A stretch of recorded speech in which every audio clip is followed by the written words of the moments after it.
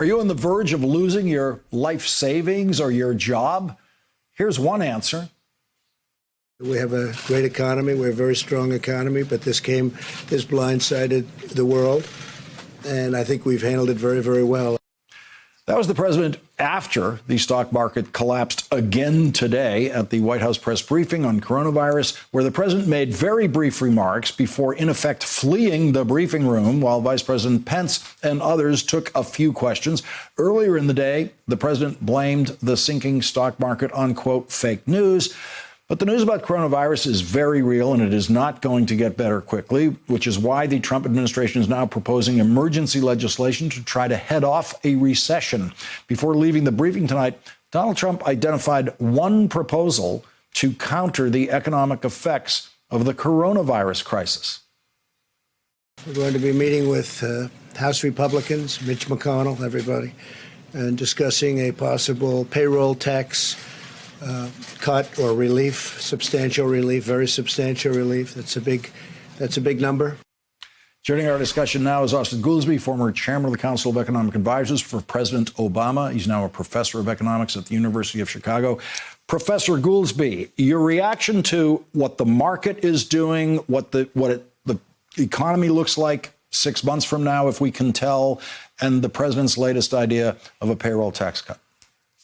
Well, look, the market was borderline in terror. You know, it started, we had one of the worst weeks in many years, and then the flight to safety, as the finance people call it, of people buying up Treasury bonds because they think they're the safest asset in the world, literally brought the interest rate to the lowest it's ever been. So lower than in the financial crisis, lower than ever.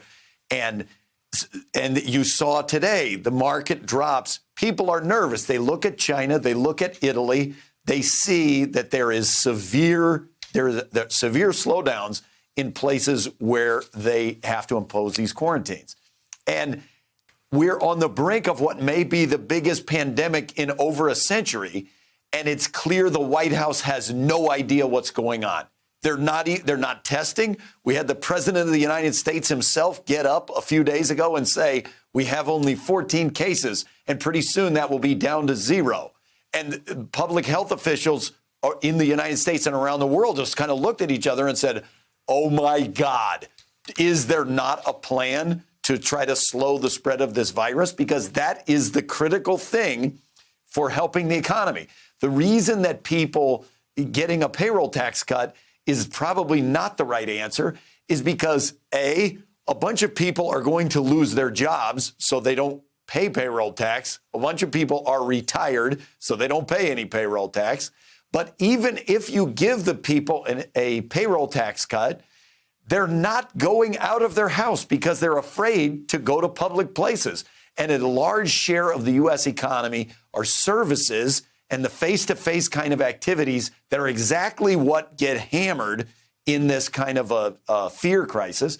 And so I don't really see that the payroll tax is the obvious first step on that. Is there a first step to take here to deal with what the economic conditions you foresee and what the stock market's doing? Yeah, look, I think there are several first steps.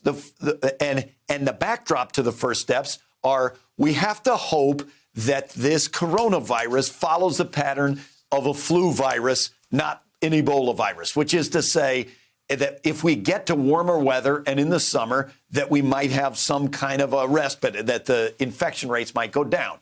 So the first thing is you don't want to have people having to go bankrupt, and you don't want to have them go to work when they're sick. So I think paid leave is an absolute first step that we ought to be getting everybody paid leave.